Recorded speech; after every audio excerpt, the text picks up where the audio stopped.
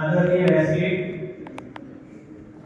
व्यासपीठावर उपस्थित साकेश्वर ग्रामीण विकास सेवा संस्थेचे संस्थापक अध्यक्ष Aniruddha Adsul sir, secretary Leena madam, संस्थेचे डायरेक्टर कृष्णा सर, सर्व विभाग प्रमुख, सर्व शिक्षक आणि माझे प्रिय विद्यार्थी मित्रांनो,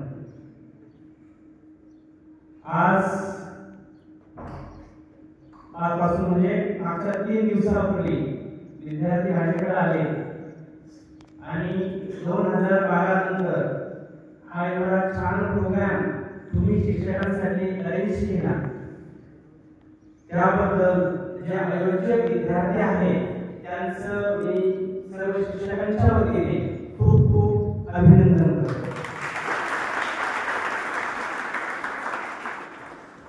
असं म्हणतात ना की फक्त शिक्षक शिकवतात, असं नसून विद्यार्थ्यांनाही खूप शिकलं जातं, फक्त लर्नर पाहिजे. असा या जगामध्ये कोणी ज्ञानी नाहीये की जर मी शिक्षक झालो तर मी सर्व ज्ञान ग्रहण करू शकतो. आज जर तुम्ही बघितलं, तुमचं वय जर बघितलं 15, 16, 17 या वयामध्ये तुम्ही आजचा दिवस क्लासमध्ये जाऊन टीचिंग करणं, काहीतरी टीचर्सला गिफ्ट्स देणं, ही जे टीम बॉन्डिंग ऍक्टिव्हिटी जी आहे ती तुम्ही ज्या जर केली ती खरंच खूप कौतुकास्पद आहे.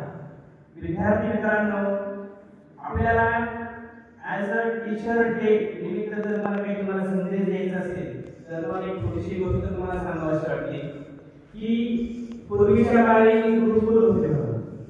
त्या गुरुकुलामध्ये असे महाविद्यालयावर म्हणजे गुरुकुल असे, त्यामध्ये गुरु असायचे, सर्व शिष्य त्या गुरुकुलामध्ये यायचे आणि सर्व गुरु त्या शिष्यांना ज्ञानदानाचे काम करत असायचे.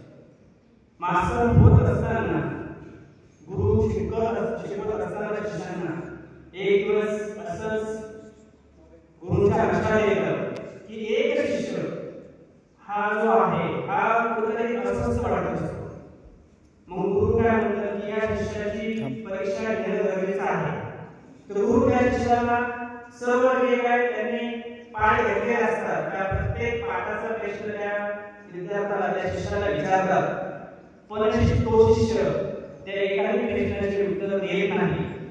आणि ज्यावेळेस शिक्षक गुरु त्या विद्यार्थ्यांना शिकवतात, शिष्यांना शिकवतात आणि जर आपल्याला समज आला नाही तर शिक्षकांचा जो राग आहे तो अनावर होतो. त्याचे डोळे लाल झाले, त्यांना असं वाटलं की या शिष्याला काय करू. मग ते काय करतात, डोळ्याची काठी आणतात आणि त्या शिष्याला सांगतात, हा प्रयोग मला तुला मारायचंय. ज्यावेळेस ते काठीवर त्या शिष्याला मारायला जातात त्यावेळेस त्यांना असं कळतं की त्या शिष्याच्या हातावरती विद्याची रेष नाही. मग ते गुरु त्या शिष्याला म्हणतात की तुझ्या हातावरती विद्याची रेष नाही, तुला ज्ञान करता येणार नाही. तू एक काम कर, तू विद्या ग्रहण करू नको, तू आता घरी जा, तुझ्या कुटुंबामध्ये तू मदत कर आणि कुटुंबाला आर्थिक सहाय्य करायला सुरुवात कर. त्या शिष्याला खूप वाईट वाटतं, त्याला शिकायचं असतं, मोठं व्हायचं असतं आणि त्याला त्याच्या मनात असं वाटतं की मला गुरु आज काय बोलले शिकू शकत नाही. मग तो घरी जायला येतो आणि घरी जात असताना त्याला तहान लागते. मग तो पाण्याच्या शोधामध्ये इकडे फिरत असतो. त्यावेळेस त्याला एक विहीर दिसली आणि विहिरीच्या त्याचं अचानक लक्ष लागतं, विहिरीतून आपण पाणी काढतो, त्या पाण्याचा दोर हा त्या दगडाला घासत असतो. तर जेव्हा पाणी काढलं जाईल त्यावेळेस तो दोर जो आहे तो दगडाला घासतो आणि त्या दगडाला त्या दोरीचा घासा पडलेला असतो. त्याला अचानक असं लक्षात येतं की सातत्याने जर दोरी जर दगडाला लागली तर दगडाला घासा पडू शकतात. तर मी सातत्याने जर अभ्यास केला तर मीही चांगलं ज्ञान मिळवू शकतो. हे अचानक त्याच्या लक्षात येतं आणि तो शेजारी अंकुशला दगड पडलेला असतो, तो दगड घेतो आणि त्याच्या हातावरती विद्याची रेष मारतो आणि तो धवत गुरुकडे जातो. गुरुंना म्हणतो, गुरु मला शिक्षा घ्यायची. ते म्हणजे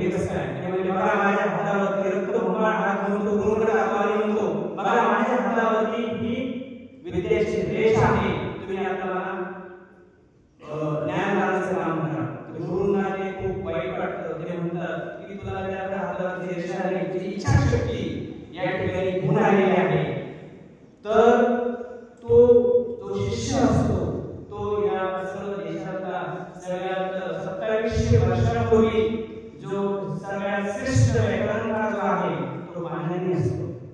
म्हणजे मला तुम्हाला हे सांगायचं आहे की ज्यावेळेस फक्त गुरुंनी शिकवलं म्हणजे आपण सगळे घडलो असं नाही. अभ्यास करत तुम्ही जर सातत्याने जर अभ्यास केला, सातत्यपूर्वक जर अभ्यास केला तर एखादा मंदबुद्धी सुद्धा हा विद्वान होऊ शकतो. एवढी ताकद त्या सातत्य अभ्यास करण्यामध्ये आहे. आज सर्व विद्यार्थी कॉलेजला येतात, कॉलेजच्या नंतर लेक्चर्स करतात, पण अभ्यास करायचा कोणी हा प्रश्न सर्वांच्या मनात आहे. सगळे विद्यार्थी मोबाईल फोन्स मध्ये भरकटलेले आहेत, सगळेच नाही काही प्रमाणात. तर त्या विद्यार्थ्यांना माझी एक हंबल रिक्वेस्ट आहे, आपण आपल्या आईवडिलांचं स्वप्न घेऊन कॉलेजमध्ये येत असतो आणि हे स्वप्न साकार करण्याचं काम हे तुमचं असतं. त्यामुळं सर्व शिक्षक जे तुम्हाला सांगतील त्याप्रमाणे तुम्ही अभ्यास करा आणि तुमचं यश संपादन करा. त्याचबरोबर की मला शिक्षकांना या ठिकाणी सांगावं असं वाटतं की टीचर जे आहेत ते शिक्षक एक शिक्षक हे हजारो विद्यार्थ्यांना घडवत असतो.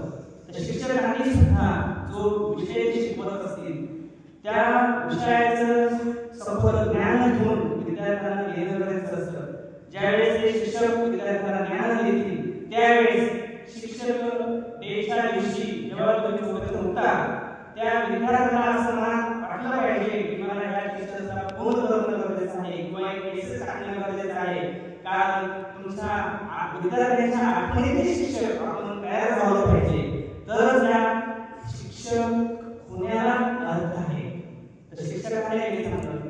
आणि सगळ्यात महत्त्वाचं ते म्हणजे जसं पूर्वीच्या काळी गुरुकुल असायचं, एक शिक्षकाने म्हणजे गुरुनी शिक्षकांना शिकवलं जातं, तसंच आपलं आर्ट्स कॉलेज हे आपल्याला विसरता येणार नाही. तुम्ही जर बघितलं असेल तर आर्ट्स कॉलेज हे सुद्धा आपले गुरुकुल आहे आणि या गुरुकुलाचे जे अध्यक्ष आहेत ते शिक्षक आहेत आणि शिक्षकाच्या जोरावरती सरांनी हजारो विद्यार्थ्यांना शिक्षण दिलं ही आपल्यासाठी खूप अभिमानास्पद गोष्ट आहे. त्यामुळे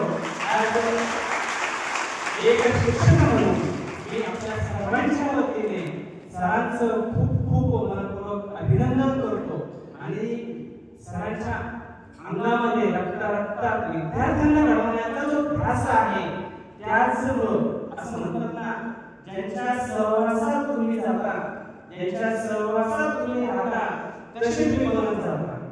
आम्हाला वेळोवेळी सरांचं मार्गदर्शन असतं की आपल्या कॉलेज कॅम्पसमध्ये जे विद्यार्थी येतात ते शहरी ग्रामीण भागातील विद्यार्थी आहेत, त्या विद्यार्थ्यांना जर तुम्ही वेळोवेळी मार्गदर्शन जर केलं तर तो विद्यार्थी घडल्याशिवाय राहणार नाही. 2-5% विद्यार्थी सोडून द्या, पण 95% विद्यार्थी चांगले आहेत, त्यांच्याकडे लक्ष द्या, त्यांचं टार्गेट, त्यांचं ध्येय, त्यांना चांगल्या नोकरी, त्यांना चांगले उद्योजक बनवा. आणि हे सगळं आम्ही आमच्या चेअरमन सरांकडून शिकवत असतो आणि ते खरंच आमचे शिक्षक आहेत आणि याचा आम्हाला खूप मोठा अभिमान आहे. मी सर्वांच्या वतीने पुन्हा एकदा सरांना मॅडमना शिक्षक दिनाच्या खूप शुभेच्छा देतो.